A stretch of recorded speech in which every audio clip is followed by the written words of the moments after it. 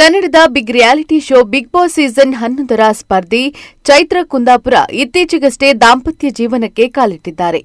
12 ವರ್ಷಗಳಿಂದ ಪ್ರೀತಿಸ್ತಾ ಇದ್ದ ಶ್ರೀಕಾಂತ್ ಕಶ್ಯಪ್ ಎಂಬುವರ ಜೊತೆ ಚೈತ್ರ ವಿವಾಹವಾಗಿದೆ. ಇದೀಗ ಮದುವೆಯಾದ ಕೆಲವೇ ದಿನಗಳಲ್ಲಿ ಚೈತ್ರ ಕುಂದಾಪುರ ಅವರ ತಂದೆ ಮಾಧ್ಯಮದ ಮುಂದೆ ಬಂದು ಒಂದೊಂದೇ ಬಾಂಬ್ ಸಿಡಿಸ್ತಾ ಇದ್ದಾರೆ.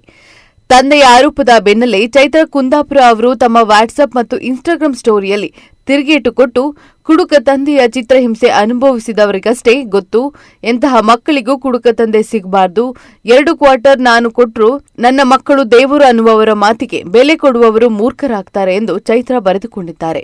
ಇದೀಗ ಚೈತ್ರ ಅವರ ಈ ಆರೋಪಕ್ಕೆ ಬಾಲಕೃಷ್ಣ ನಾಯ್ಕ್ ಪ್ರತಿಕ್ರಿಯೆ ನೀಡಿದ್ದು, ಕುಡುಕ ಅನ್ನೋದನ್ನ ಬಾಯಿ ಮಾತಿನಲ್ಲಿ ಹೇಳುವುದಲ್ಲ, ಸಾಬೀತುಪಡಿಸಲಿ. ಈಗ ಎಲ್ಲವೂ ಪ್ರಚಾರ ಆಗಿದೆ ಅನ್ನೋ ಕಾರಣಕ್ಕೆ ತಪ್ಪಿಸಿಕೊಳ್ಳಲು ಅವಳು ನನ್ನನ್ನ ಕುಡುಕ ಎನ್ನುತ್ತಿದ್ದಾಳೆ. ನನ್ನ ರಕ್ತ ಪರಿಶೀಲನೆ ಮಾಡಿ ಕುಡಿದು ನಾನು ಮಾತನಾಡಿದ್ದೇನೆ ಅನ್ನೋ ಆರೋಪಕ್ಕೆ ನನಗೆ ದಾಖಲೆ ಬೇಕು.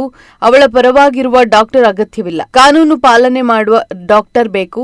ನಮ್ಮ ಊರಿನವರನ್ನ ವಿಚಾರಣೆ ಮಾಡಿ. ನಾನು ಕುಡುಕ ಆಗಿದ್ರೆ ಇಷ್ಟೆಲ್ಲ ಮಾತನಾಡಲು ಹೇಗೆ ಸಾಧ್ಯ? ನನಗೆ ಕುಡಿಯುವ ಅಭ್ಯಾಸವಿಲ್ಲ. ಕುಡುಕ ಅನ್ನೋದನ್ನ ಸಾಬೀತು ಮಾಡಲೆಂದು ಚೈತ್ರ ಕುಂದಾಪುರ್ಗೆ ಸವಾಲು ಹಾಕಿದ್ದಾರೆ.